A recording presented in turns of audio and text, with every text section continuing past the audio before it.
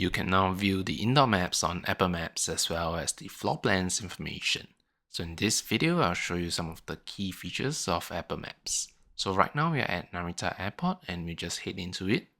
So there are a number of options for you. So we'll just try out the gates option.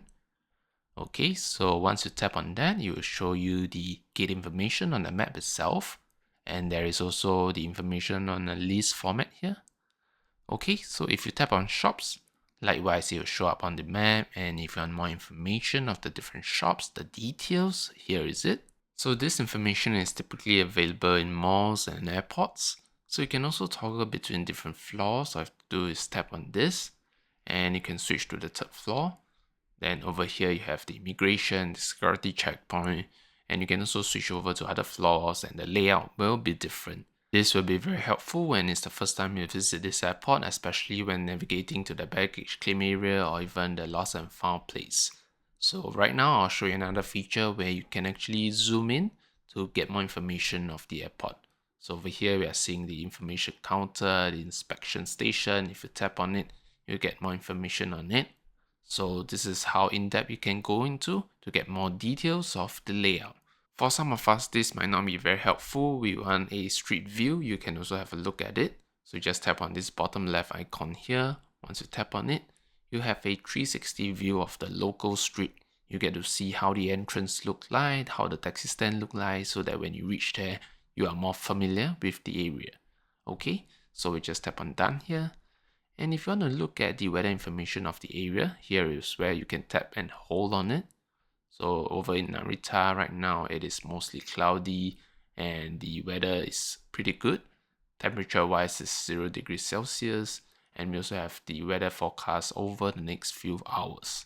So this is how in-depth you can go when it comes to getting the weather information. Apple Maps is actually very intelligent. If you just zoom out and move to another area, so let's give it a try. So the weather information will change as well as the street view according to the view that you're looking at right now. Okay, so let's say you're trying to get a direction to a destination. You actually can get the fare information. Let me show you. So just key in the name of a town we'll be getting from Narita to this particular town. So we'll select directions. And before that, I want to show you how you can get more information of the town itself. So if you just tap on the town here, you can see the population, and on the right next to it there is also the area information, and underneath you get more introduction of the town itself. So you have details as well. So all of this will help you to navigate around the area very easily. Okay, so let's get the directions from Narita Airport to that particular town. So this is the driving route, and underneath it shows you the time taken, the distance to be traveled.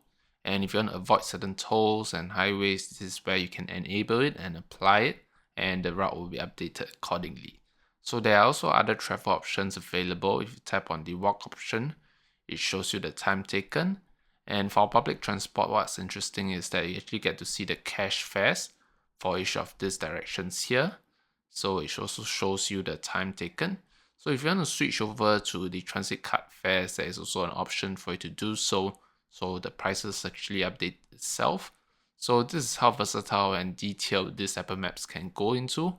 You can also change the travel modes over here. If you prefer to go on bus or ferry, you can enable them and disable the rest of the travel modes. So this is how you can customize your overall travel experience. So now let's move on to see how you can view the elevation details when you have to walk to a certain place. So we'll just go for Mount Fuji over here. You'll see the hiking trail. So we just get the directions and just key in a nearby area. Okay, I'll just type this in. Okay, so this is the driving route to Mount Fuji, but what we are more interested in is the hiking trail. So you just tap on this. And over here it shows you the ETA as well as there is a 3,300 meters climb.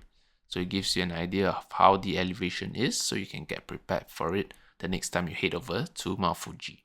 If you want to avoid certain areas like busy roads, stairs, you can enable it and it will update the map accordingly. Now that we have seen these details, we'll head over to another location. We'll head over to the Olympic National Park in the US. Okay, so once you're at this attraction, you have a lot of details underneath. So for instance, you can have a look at the opening hours. If you tap on it, it shows you that it's open for 24 hours, and on a daily basis it is also open 24 hours. So there are also a lot of other details here, some of the good to knows, whether is it good for kids or not. And there is also a rating, 79% rating. How many ratings are there? You can also put in your feedback if you want to. There is also an option for you to download the map for subsequent usage, but you can't download the entire map. You have to select an area to which you want to download. So based on this area, it takes up 412 megabytes. If you increase this area, it will go up to 467 megabytes. So we just head back and let's tap on cancel over here. Okay, and if you want more details about the park itself, you can head over to the website. Over here, you can have a look at the alerts and just more information about the park itself. Okay, we just tap on X and we'll head back. And if you want to get the tickets to this park, there is also an option for you to do so. You just have to open up this link and you can get the tickets right away. Alright, if you tap on more, you can also add it into guides, add a note, add photos. These are options available for you. And if you want to share this place with someone, you can do so over here. You can even share to your bots on Freeform. At the main page of the attraction itself, we have some city guides available as well, of Seattle, Portland, just up to you to choose.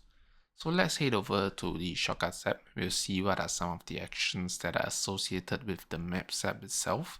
So we'll just type in Maps over here. Alright, so some of the more commonly used ones are get current location, get distance, get travel time. So all of these are available for you to choose when you set up your shortcuts. So I've created one shortcut that uses one of these actions. Let's have a look at it. So we'll just see what's under the hood under this shortcut. So essentially is to get the driving time from Mount Fuji to Narita Airport. So we can just run it to see what the results are. Alright, so when you run it, it shows you 2 hours and 35 minutes. So this is where you can add to your homepage. So anytime you tap on it, you can actually get the information. So over here, we'll just add to home screen. So we'll select the icon. For the color itself, you can choose pink. So I think this looks good. For the icon itself, we want to choose a car. Alright, let's see if it's updated. Yes. So this icon looks good. This is where we can actually add it to our homepage. So this has been added. So anytime we tap on it, we are expecting to see the duration. But right now, as you can see, it's not popping up the duration itself. So this is where you need to add an additional action. The action to look for is the show action. Okay, if we just tap on show quick note. Okay, this is not the right one as it doesn't have the link with the top tile. So let's do it again. You should look for the show result. Yes, this one. So this links with the above tile. So we can just tap on done and we just head over to the home page. We'll tap on this icon and there you go. The driving time is shown over here. So this is how easy it is to set up a shortcut that associates with the Maps app. Hope you like this video and I will see you again.